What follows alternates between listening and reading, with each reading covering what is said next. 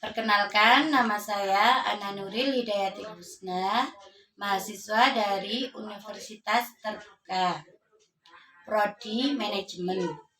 Saya akan membahas dampak COVID-19 bagi UMKM, bersumber dari BMP MKWU 4108 Modul 4 dan www.nu.org. Assalamualaikum warahmatullahi wabarakatuh.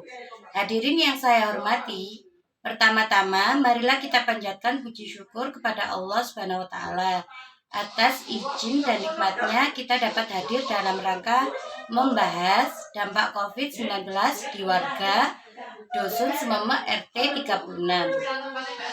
COVID-19 adalah penyakit yang menular yang disebabkan oleh SARS-CoV-2.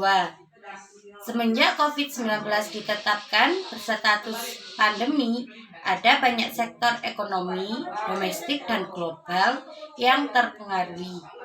Dampak pandemi paling terasa terjadi pada sektor usaha makro, kecil, dan menengah UMKM.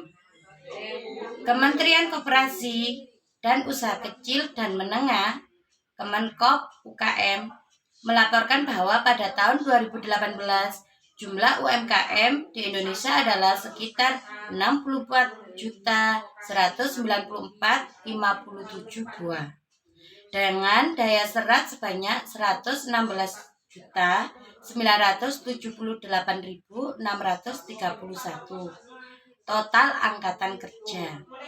Angka ini setara dengan 99% total unit usaha yang ada di Indonesia dengan persentase serapan tenaga kerja di sektor ekonomi setara dengan 97%. Sementara 3% sisanya dibagi-bagi pada sektor industri besar. Berbekal penelitian pendahuluan di April 2020 dengan sampel UMKM yang terdata di Kemenkop UKM dilaporkan bahwa sejumlah 56% UMKM mengaku mengalami penurunan pada hasil omset penjualan akibat pandemi COVID-19. 22% lainnya mengalami kesulitan dalam mendapatkan pembiayaan atau kredit. 15% mengalami permasalahan dalam industri barang dan 4% lainnya melaporkan kesulitan mendapatkan bahan baku mentah. Dari seluruh UMKM yang terdata dalam riset ini, komposisi UMKM yang bergerak dalam industri mikro menempati angka 87,4%. Alhasil, dampak awal pandemi COVID-19 pada sektor UMKM terdeteksi pada level UMKM mikro ini. Angka ini menunjukkan fakta yang lebih tinggi dari yang dilaporkan oleh Bank Indonesia, yaitu sebesar 72,6% dan lebih rendah dari yang dilaporkan oleh LIPI, yaitu 94,7%. Kedua riset terakhir dilakukan pada bulan Juni 2020, akhir kuartal 2 tahun 2020. Tidak ketinggalan, riset dari JNE melaporkan angka yang hampir sama dengan yang dilaporkan oleh LIPI, yaitu 96%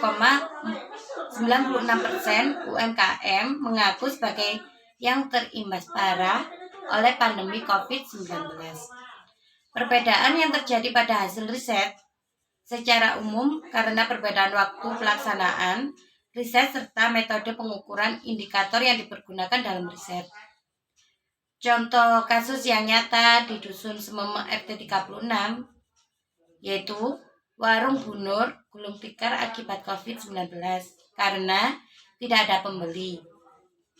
Walaupun ada beberapa yang terdampak akibat COVID-19, ada pula yang tidak. Contohnya usaha jamu herbal karena banyak diminati oleh masyarakat untuk pencegahan COVID-19 secara herbal dan untuk kekebalan tubuh.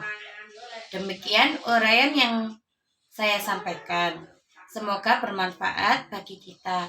Mohon maaf sebesar-besarnya atas segala kekurangan. Wabillahi taufik wal hidayah. Wassalamualaikum warahmatullahi wabarakatuh.